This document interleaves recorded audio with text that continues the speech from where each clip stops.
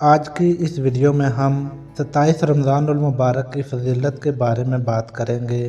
جوں یہ مہینہ آگے بڑھتا ہے اس کی برکات میں بھی اضافہ ہوتا ہے اور مومنین کے لیے آخری عشرہ تو اللہ پاک کی طرف سے ایک خاص تحفہ ہوتا ہے۔ اس عشرے کو جہنم سے خلاصی کا عشرہ بھی کہا جاتا ہے۔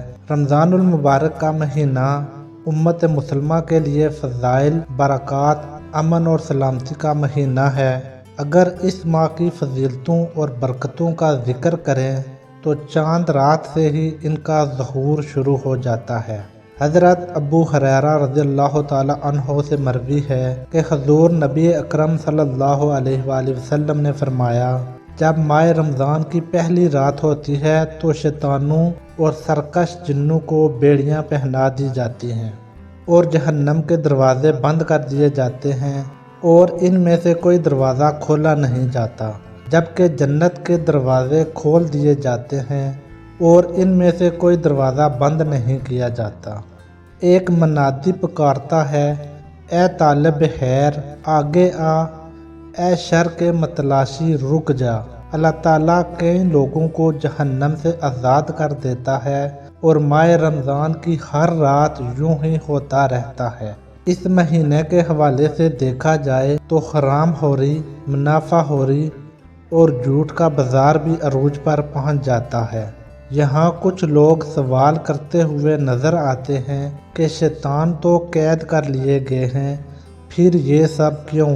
ایسی صورتحال میں ایسا شخص اپنے نفس کا غلام بن جاتا ہے اور اپنے نفس کو قابو میں کرنے میں ناکام ہوتا ہے اور اسے خوف خدا نہیں رہتا۔ رمضان پاک کے شروع ہوتے ہی انسان کی زندگی میں ایک قرینہ اور اعتدال پیدا ہوتا ہے۔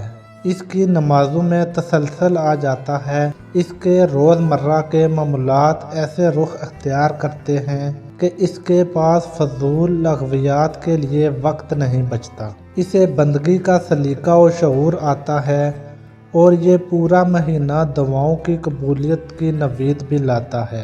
مسلمان اپنی عبادات سے اللہ کی خوشنودی اور قرب حاصل کر سکتا ہے۔ رمضان کا ہر عشرہ مسلمانوں کے لیے ایک الگ پیغام لاتا ہے۔ پہلا عشرہ رب کی طرف سے اس کے رحیم و غفور ہونے کی دلیل ہے، اس لیے اسے رحمت کا عشرہ بھی کہا جاتا ہے۔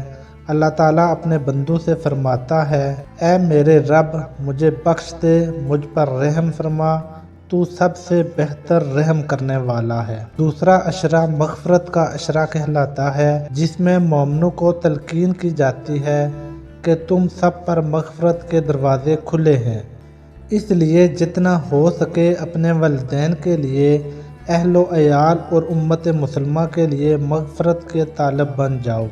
اللہ تعالیٰ فرماتے ہیں، میں اللہ سے تمام گناہوں کی بخشش مانگتا ہوں جو میرا رب ہے اور اسی کی طرف رجوع کرتا ہوں۔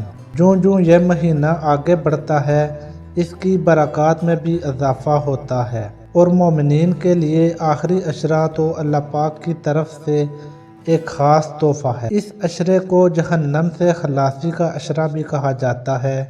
اس عشرے کے لیے درجہ ذیل دعا کی تاکید کی گئی ہے، اے اللہ بے شک تو معاف کرنے والا ہے، معاف کرنے کو پسند کرتا ہے، پس ہمیں معاف فرما دے۔ آخری عشرے کی ایمان افروز بات یہ ہے کہ اس کی 27 تاریخ کو قرآن پاک کا نزول مکمل ہوا، جو تمام آسمانی کتابوں میں افضل ترین مقام رکھتی ہے۔ یہ نبیوں اور پیغمبروں میں اعلیٰ رتبہ رکھنے والے نبیوں کے سردار حضرت محمد صلی اللہ علیہ وآلہ وسلم پر اتاری گئی۔ ویسے تو آخری عشرے میں عبادت کا ثواب بہت اعلیٰ درجات میں رکھا گیا ہے، مگر اس کی طاق راتوں میں شب قدر کے نزول کی نوید پوشیدہ ہے اور مومن اس رات کو پانے کے لیے اعتکاف میں بیٹھتے ہیں یا پھر طاق راتوں میں خصوصی عبادات کا اہتمام کرتے ہیں۔ اگر قرآن پاک کے مکمل نزول کے حوالے سے دیکھا جائے تو 27ویں رات کی فضیلت باقی طاق راتوں سے بڑھ جاتی ہے، کیونکہ اس بات کا قوی امکان ہوتا ہے کہ شب قدر اس رات میں مخفی ہو۔ اس لیے بھی زیادہ تر لوگ طاق راتوں میں سب سے زیادہ اسی رات کو عبادت کا اہتمام کرتے ہیں۔ روایات میں ہے کہ جب آپ صلی اللہ علیہ وآلہ وسلم نے دیکھا کہ پہلی امتوں کی عمریں بہت لمبی ہیں تو آپ صلی اللہ علیہ وآلہ وسلم کی امت کی عمریں کم ہیں، اس وجہ سے نیک اعمال میں بھی ان کی برابری کرنا ناممکن ہے۔ اس پر پیغمبر اسلام صلی اللہ علیہ وآلہ وسلم کو رنج ہوا تو اللہ نے اس کے بدلے میں یہ رات عطا فرمائی۔ اس رات کی فضیلت کا اقرار قرآن پاک کی سورہ قدر میں کیا گیا ہے، اور اس ایک رات کی عبادت کو 1000 سالوں کی عبادت سے بہتر قرار دیا گیا ہے۔ اللہ پاک فرماتے ہیں، ہم نے اس قرآن کو شب قدر میں نازل کرنا شروع کیا، اور تمہیں کیا معلوم کہ شب قدر کیا ہے؟ شب قدر 1000 مہینے سے بہتر ہے۔ اس میں روح اور فرشتے ہر کام کے لیے اپنے پروردگار کے حکم سے اتراتے ہیں۔ یہ رات طلوع صبح، ایمان اور سلامتی ہے۔ قدر کے لفظی معنی تنگی کے ہیں، کیونکہ اس رات رب کے حکم سے زمین پر اتنے فرشتے اترتے ہیں کہ زمین تنگ کیوں ہو جاتی ہے۔ ہمیں چاہیے کہ اس رات جس میں امن اور سلامتی کی نوید دی گئی ہے، اس کی فضیلت سے محروم نہ رہیں، اور جس حد تک ممکن ہو اپنے گھروں اور مسجدوں میں عبادات کا اہتمام کریں، قرآن پاک اور نوافل پڑھیں، اور رب کے حضور گڑ گڑا کر توبہ استغفار کریں۔ حضرت ابو ہریرہ رضی اللہ تعالی عنہ سے مروی ہے کہ آپ نے فرمایا کہ جس شخص نے ثواب کی نیت سے عبادت کی، اس کے سابقہ گناہ معاف کر دیے جائیں گے۔ میں امید کرتا ہوں آپ کو میری یہ ویڈیو پسند آئی ہوگی۔